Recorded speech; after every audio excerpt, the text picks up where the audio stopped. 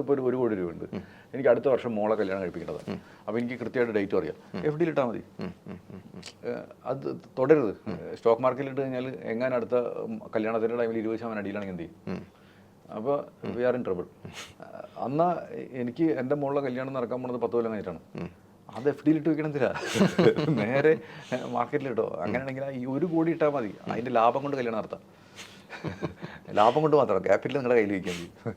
അപ്പോൾ ഇതാണ് നമ്മൾ ആലോചിക്കേണ്ട കാര്യം. ഇൻഫ്ലേഷൻ എവിടെയാണ് സാധാരണക്കാരനെ അഫക്റ്റ് ചെയ്ത് വരുന്നത്? അവൻ്റെ സേവിങ്സിൽ എവിടെയാണ് അത് അഫക്റ്റ് ചെയ്ത്? ഇൻഫ്ലേഷൻ വെച്ചാൽ വളരെ സിമ്പിൾ അല്ലേ ശരിക്കും പറയാം. ഇൻഫ്ലേഷൻ 2 ഇൻഫ്ലേഷൻ ഉണ്ട്. ഒന്ന് നമ്മൾ പത്രത്തിൽ കണ്ട ഇൻഫ്ലേഷൻ, 2 പേഴ്സണൽ ഇൻഫ്ലേഷൻ. ഈ പേഴ്സണൽ ഇൻഫ്ലേഷൻ എന്ന് പറഞ്ഞാൽ എന്താ? ഞാൻ പേഴ്സണൽ ഇൻഫ്ലേഷൻ പറഞ്ഞില്ല. ഞാൻ ബാംഗ്ലൂർ ആയിരുന്ന ടൈമിൽ കല്യാണത്തിന് മുന്നേ ഞാനൊരു പേയിങ് ഗസ്റ്റായിട്ട് PG ആയിട്ട് താമസിച്ചിരുന്നത്. അത് കഴിഞ്ഞ് അന്ന് 2500 രൂപയെന്ന് പറഞ്ഞ എൻ്റെ റെൻറ്റ് പറഞ്ഞു കഴിഞ്ഞാൽ, ഞാൻ കല്യാണം കഴിഞ്ഞ് പിറ്റേ മാസം കൊണ്ട് ഫ്ലാറ്റ് എടുത്ത് താമസിച്ച് 15,000 രൂപ റെൻറ്റ്. അതാണ് ഇൻഫ്ലേഷൻ. ഓക്കെ, മനസ്സിലായില്ലേ? അതിന് മുന്നേ ഞാൻ ശാന്തി സാഗർ എന്നൊക്കെ പറഞ്ഞ അവിടെ ഹോട്ടൽ ചെയിനുകളുണ്ട്. അവിടെ പോയിട്ട് ഞാൻ ഭക്ഷണം കഴിക്കണത് സെയിം ഹോട്ടലിൽ പോയിട്ട് ഇഡ്ഡലിയും സാമ്പാറും കൗണ്ടറിൽ നിന്ന് പറയും, പുറത്തുനിന്ന് കഴിക്കും.